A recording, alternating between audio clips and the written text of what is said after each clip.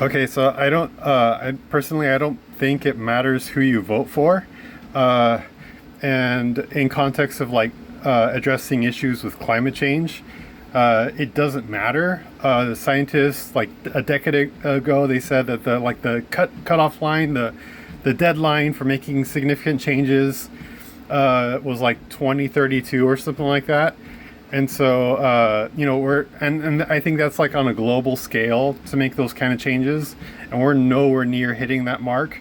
So realistically, if you're going to be focused on voting for someone based on climate change, addressing issues with climate change, we're already all behind. And so, not doing anything is even worse. But still, it's not going to. What we do is not what is really needed. It's not going to fix the issue. And so climate change is going to get worse over the next 100 years.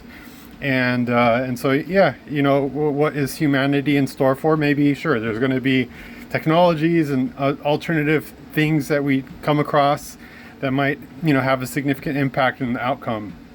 But in terms of where we are today and meeting those, addressing those deadlines, we're nowhere near that.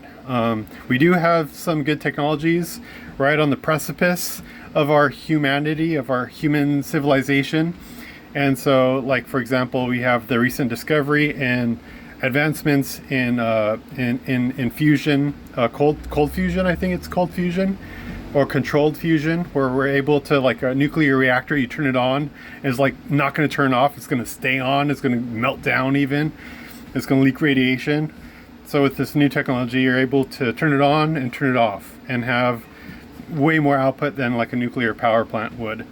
And so that's kind of a huge advancement in our, ability to do things, especially so in terms of like powering power hungry advanced technology.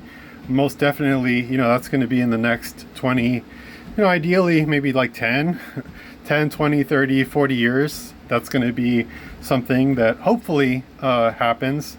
Maybe I'll see it in my lifetime.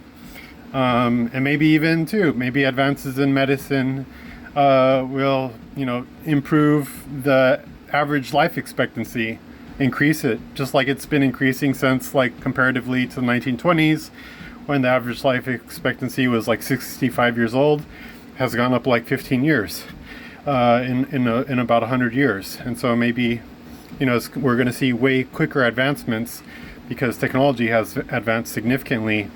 Even in the past 50 years has advanced significantly.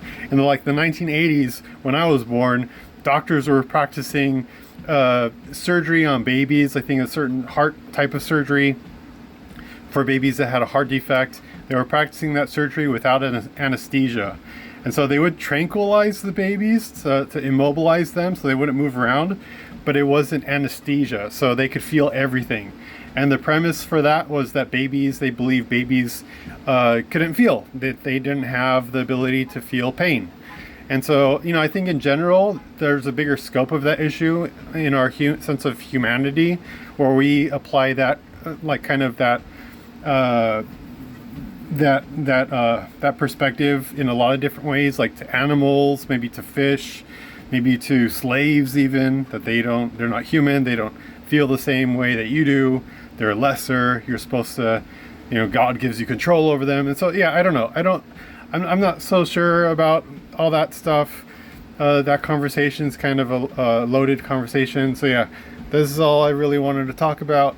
And it's really hot in my room. It's like almost 100 degrees. Practically, it was like 80 degrees in my room. Super hot on a walking treadmill.